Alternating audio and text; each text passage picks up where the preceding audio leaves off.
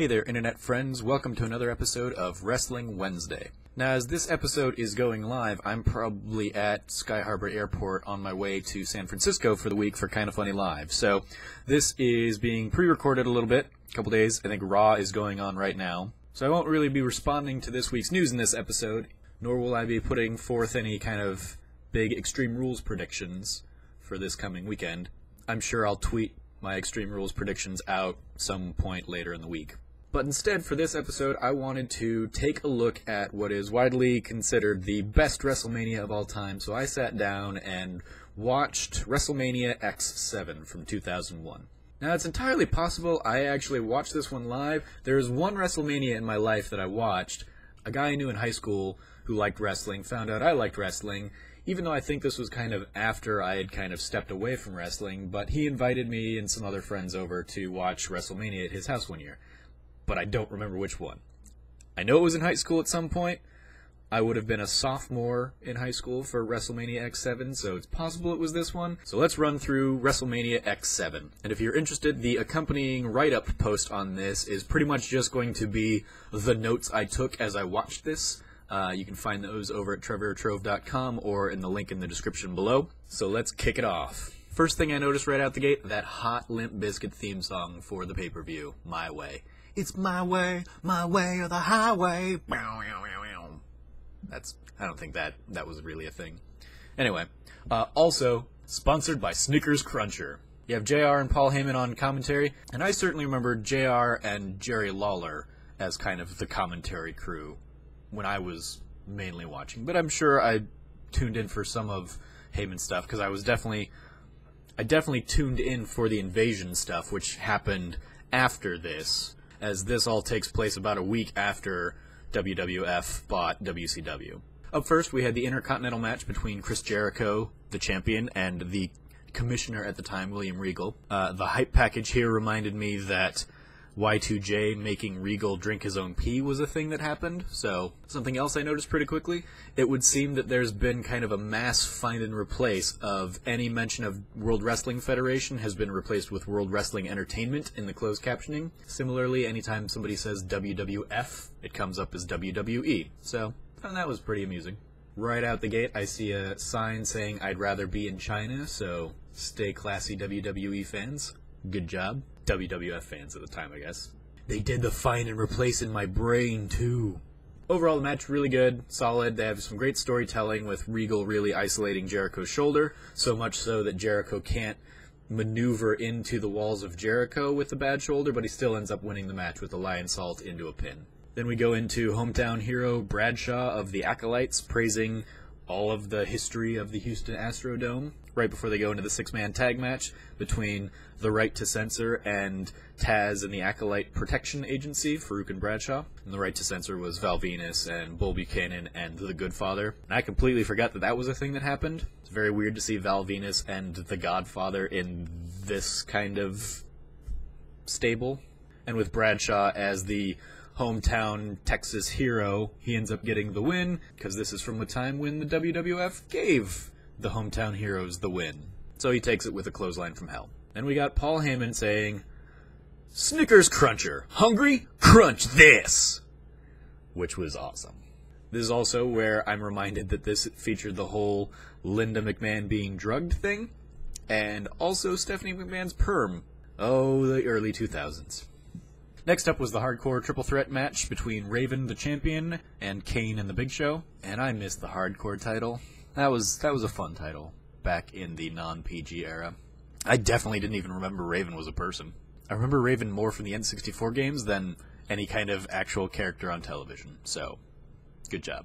This was one of those matches that fights through the audience and then into backstage.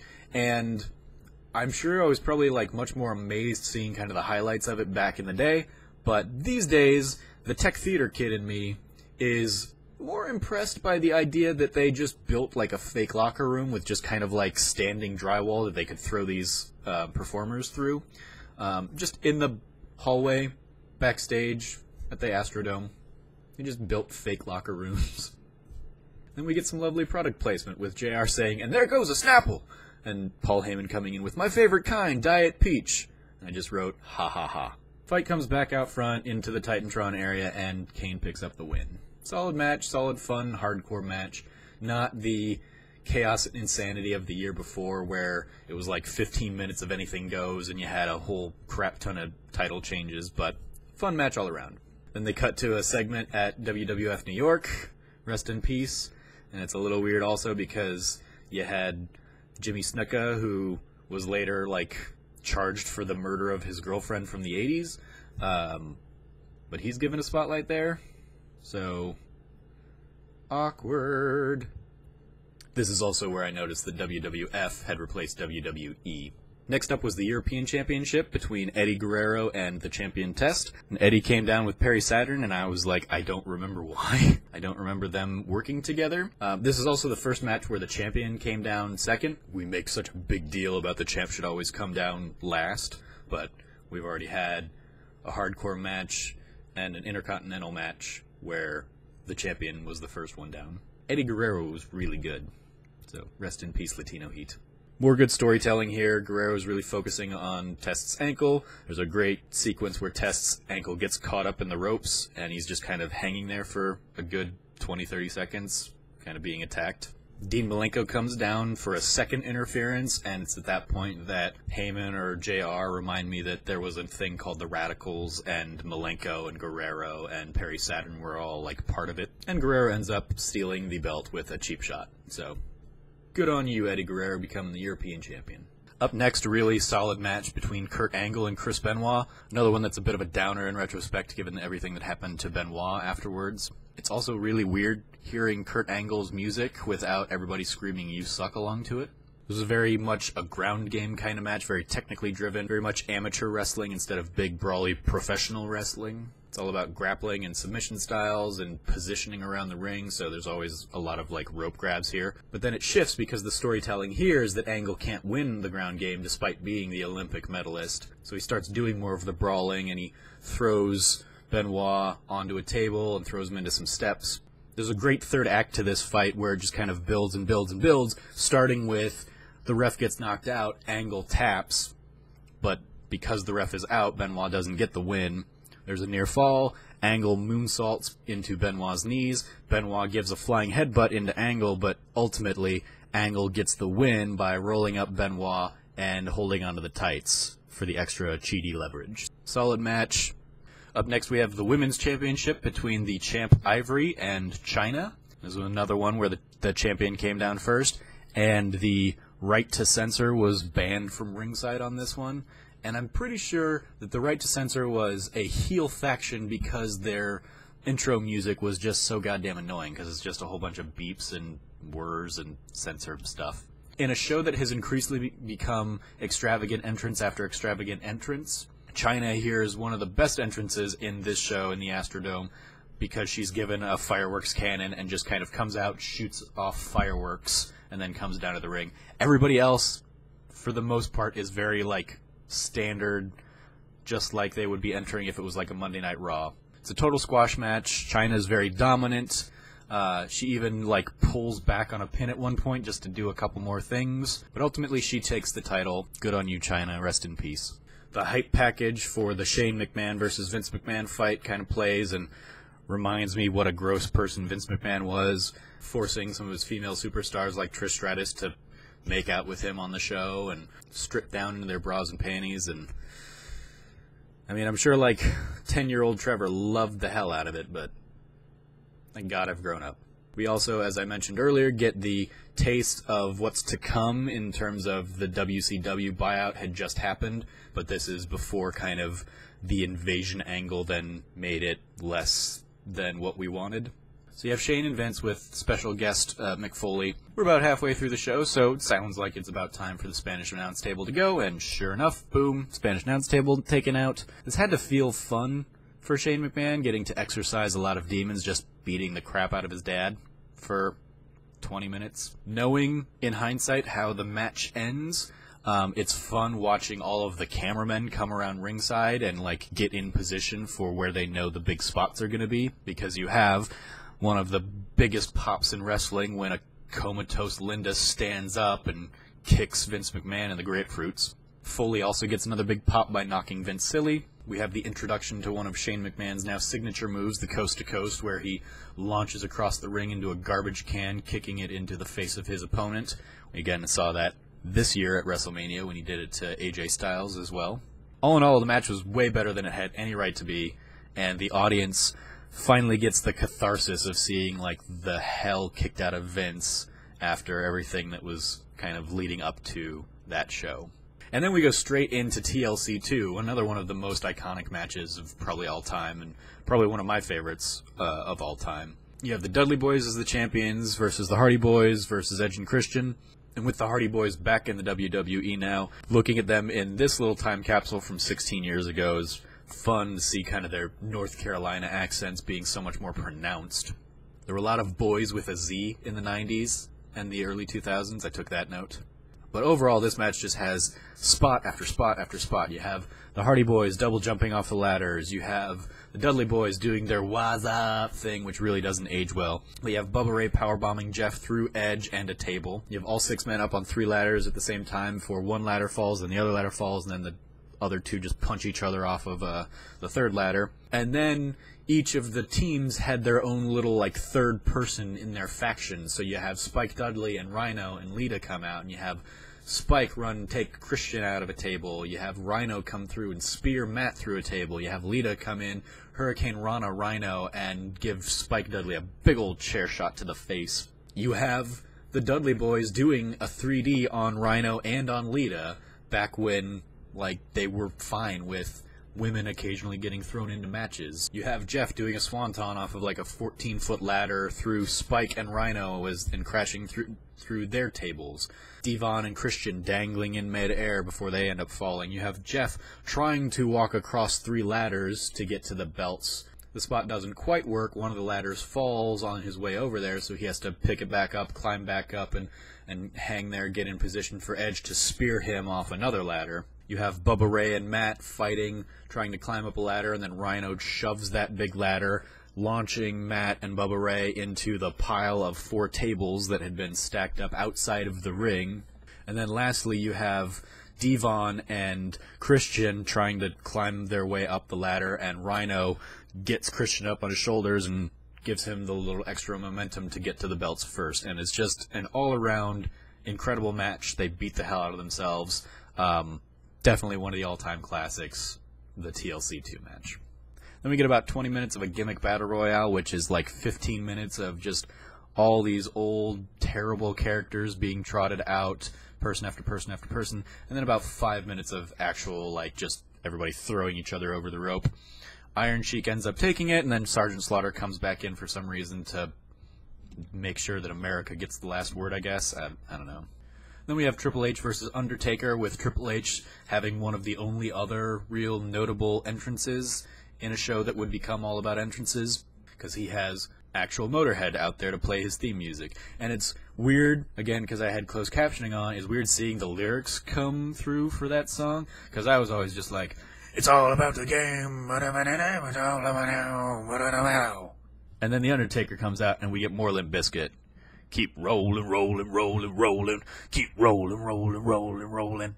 They fight out into the production area, and there's a moment in there before they start leaving the ring where it's like, this is not a no DQ match, and yet they're like shoving the referee around, and the ref just starts fighting back. And I was like, oh, that's interesting, because like Triple H like pushes the ref away. Normally that would have just been like ring the bell, DQ, but they use that to take him out of commission for like a good 10 minutes. They just kind of like the Undertaker just drops an elbow on Mike Chioda, and Mike Chioda's just like still for a good 10 minutes as the Undertaker and Triple H fight out to the production area. Fighting around the cameras and all the tech stuff, it makes me like realize it's weird that they've never like gone through and like accidentally taken out the feed by fighting in one of these areas. Like, I'm surprised that they haven't really played with that kind of, like, cut to a screen that just says, like, technical difficulties, and then somebody, like, scrambles to get it back on. We have Undertaker chokeslamming, and then elbow dropping Triple H onto a crash mat. A totally sturdy camera platform. We have JR routinely reminding the audience that Mike Chioda's just still been unconscious in the ring for this whole 10-minute period of time. And as The Undertaker is setting up Triple H for the last ride, Triple H whacks him with the sledgehammer. Undertaker uses the opportunity while he's down to Blade a little bit, but he still hits a last ride and kept his streak alive, making him 9-0 at this point. And lastly, we get probably the best match of either The Rock or Stone Cold's careers, their WWF Championship match. The Rock is the champion versus Stone Cold Steve Austin. The hype package, I just wrote the note, so much beer foam from all of the beers that Stone Cold would drink through, like every match. The match explodes right out the gate, the fight spills outside, and at this point I realize, hey, the Spanish announce table's just kind of been sitting there without a table for, like, I don't know, an hour or two at this point again. Poor guys. It seems like there was a little botch because The Rock, who was just sitting on a table, just suddenly falls through it. The table breaks, collapses under him. So I'm guessing that was supposed to be a bigger moment that ends up not happening. I'm also pretty sure I see in that moment Earl Hebner reach into his pocket to get a blade that he either uses to cut open The Rock or gives to The Rock to cut himself in the, like, aftermath of the table collapse. Because you see Earl Hebner with his hand in his pocket, you see him go over to The Rock, and then the next time you see The Rock, he's bleeding from his head. Similarly, you have Austin's head hit the turnbuckle, and while The Rock goes and grabs the ring bell, Austin blades himself, so you come back to the ring, and he's bloodied and beaten. You have The Rock putting Austin in a sharpshooter to echo the Austin-Bret Hart fight from years earlier. But in a no DQ match, even if Austin grabs the ropes like he does, why does The Rock break the hold? I don't get that. And then Austin returns the favor by giving The Rock a sharpshooter, and gets what I'm saying a little bit, because he doesn't really break the hold at first. He just kind of flips off Earl Hebner, but then he breaks the hold anyway. And I'm like, why? What's Hebner gonna do? It's a no DQ match. And we get one of my favorite false finishes in wrestling here. It's that thing where a wrestler is in a sleeper hold, and the referee will, like, put their arm up in the air, and their arm falls limp, and they do it, and they count 2, and then they count for a third one, and the wrestler, like, pulls it back together in the last moment. That was one of the things I would always, when I would play pretend wrestling, that would be, like, my, like, I'm building back up kind of moment. Maybe because it's such a rarity, but I find it so much more engaging and interesting than the, like, 2 count. And we have The Rock landing a Stone Cold Stunner on Austin, which cues Vince McMahon to come down to the ring, and everybody's like, why is Vince here? What's going on? The Rock delivers the People's Elbow, makes the pin, but Vince pulls him off. So everybody's like, what? Because The Rock was, I'm pretty sure, the corporate heel at this point. You have that leading into the Austin rock bottoming The Rock, and McMahon nails The Rock with a chair, and they go for a pin, but of course this match isn't going to end without Austin hitting a stunner, The Rock hitting a rock bottom. So here's where we get kind of the end game of the match. So you have Rock hitting the rock bottom, but then he goes after McMahon. Austin hits the stunner. Rock still kicks out, takes a chair shot to The Rock.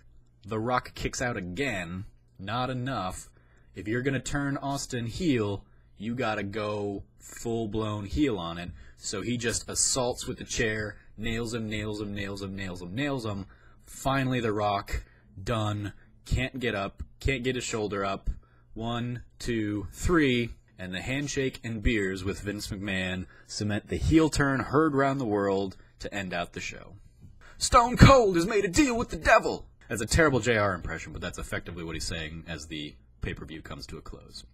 So those are my thoughts on WrestleMania X7. Wall-to-wall great matches. The only one that I imagine you could probably cut out of it and nobody would really miss it would be the 6-man tag between the Right to Censor and the Acolytes and Taz. Everything else in there, great pacing, great ring work, and every match kind of has its own unique moments. There's no real repeating of gimmicks throughout. Excellent work. I totally get why it's kind of put up there on the pedestal as the best WrestleMania of all time. Let me know what you thought of WrestleMania X7 in the comments below. As always, I've been your host, Trevor Starkey from TrevorTrove.com. You can read, again, my full kind of just rambling note-taking on X7 in the link in the description below. And until next time, from here at the Trove, treasure your friends. It's all about the game. Come play it.